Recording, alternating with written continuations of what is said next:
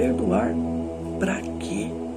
Calma, eu explico. Mas antes de irmos ao nosso devocional, nossa reflexão de hoje, eu quero te cumprimentar com a paz do nosso Deus, com a paz do nosso Senhor e Salvador Jesus Cristo. Amém? Que você esteja pronto, com o coração disposto a entender o que o Espírito Santo vai ministrar nos nossos corações a partir da leitura do texto sagrado. Vamos lá? Eu meditando aqui na segunda carta que o apóstolo Paulo escreveu aos Coríntios, ele está ministrando àquela igreja, aquelas pessoas, aqueles cristãos sobre o perdão. E ele diz assim, olha, além de perdoar, vocês têm que consolar. E como é difícil, né? Porque às vezes as pessoas falam tanto mal de nós, pensam mal, julgam mal, né? Nos criticam pelas costas, levantam assuntos totalmente divorciados da verdade para nos atingir. E nós devemos perdoar. E quando elas estão arrependidas, nós devemos consolar. Nós devemos nos unir, né, pelo amor fraternal e conduzirmos essa pessoa a Cristo. Porque quando nós experimentamos o perdão, o amor de Jesus, fica muito fácil. Porque nós fazemos uma leitura da perspectiva do reino e não do mundo. Aqui no mundo, nós aprendemos o quê? Não levar desaforo para casa, nos vingarmos, darmos o troco, pagarmos a mesma moeda. E Jesus, ele vem numa outra concepção. Ele vem numa outra visão do que realmente é o amor de Deus, expressado nele próprio, quando ele se entrega naquela cruz para nos perdoar de todo e qualquer pecado, do passado, do presente e do futuro. Nós estamos perdoados, porque Jesus, quando ele olha para nós, ele nos enxerga com misericórdia. A misericórdia do Pai revelada nele.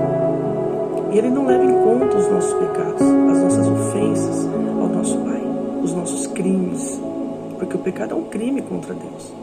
Ele é um juiz, o santo juiz. E para quem não se arrepende, vai ficar difícil ter argumentos naquele grande dia. De um Deus que viu tudo, que tem o céu como sua testemunha, que tem a criação, né, como testemunha de tudo que ele fez por nós. E vai ficar difícil sustentar qualquer argumento, qualquer justificativa desse mundo com o Deus que criou o próprio mundo, mas que a humanidade corrompeu. Então, aqui nesse texto fica claro que nós precisamos ter a mente de Cristo e não olhar para o erro da pessoa, mas olhar para aquela pessoa com o mesmo amor que Jesus Cristo olhou para mim e olhou para você, com misericórdia, com compaixão, com um desejo ardendo no coração de salvar o ímpio.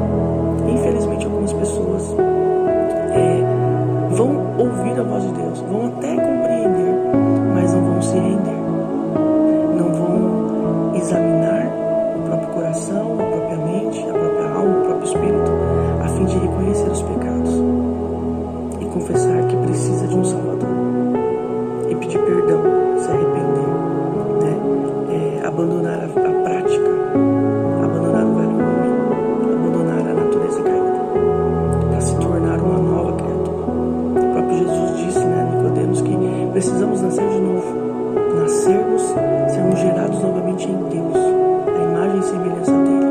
Por isso Deus requer de nós santidade, porque ele diz, sejam santos, porque eu sou santo. Não tem uma outra vida para nós, não tem uma outra alternativa. Ou melhor, até tem. A alternativa de morrermos no nosso próprio pecado, de rejeitarmos a Deus, de ignorarmos os seus decretos, os seus juízos, os seus mandamentos, de vivermos alienados pelas paixões mundanas, pela inclinação da nossa carne, pela inclinação do nosso coração, que é só engano. Então, que nós possamos meditar sobre o que realmente é perdão, sobre a necessidade. Eu quero deixar um versículo aqui para a meditação, que diz assim, capítulo 2 da carta de Paulo aos Coríntios, diz assim o versículo 11, para que Satanás não alcance vantagem sobre nós, pois não ignoramos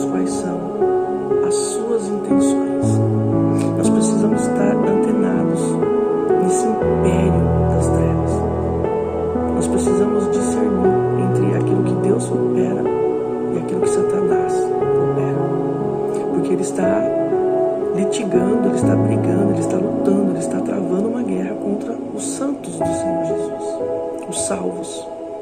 E uma das formas mais eficazes que Satanás utiliza é o remorso, é o ressentimento, é a mágoa, é a raiva, é o ódio, para que nós não tenhamos compaixão, para que nós não amemos uns aos outros como Cristo ama a igreja.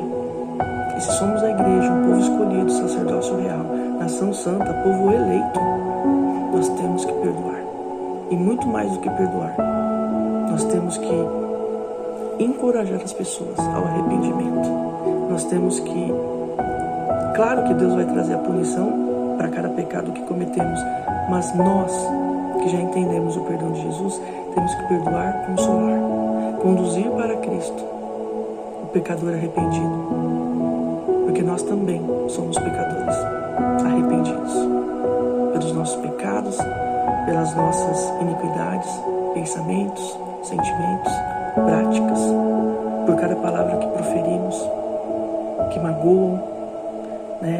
E nós temos que ter essa consciência, reconhecendo que somos perdoados por Jesus, o Santo de Deus, o justo, aquele que não pecou, aquele que em nada errou durante a sua permanência aqui na terra, quando se esvaziou da sua glória, se esvaziou de si mesmo, né, para experimentar as nossas dores, para se colocar no meu e no seu lugar, na cruz do Calvário, para que nós não tivéssemos, né, que passar por aquilo, que possamos perdoar, possamos consolar, possamos nos colocar no lugar de quem erra conosco, porque nós também estamos errando com alguém.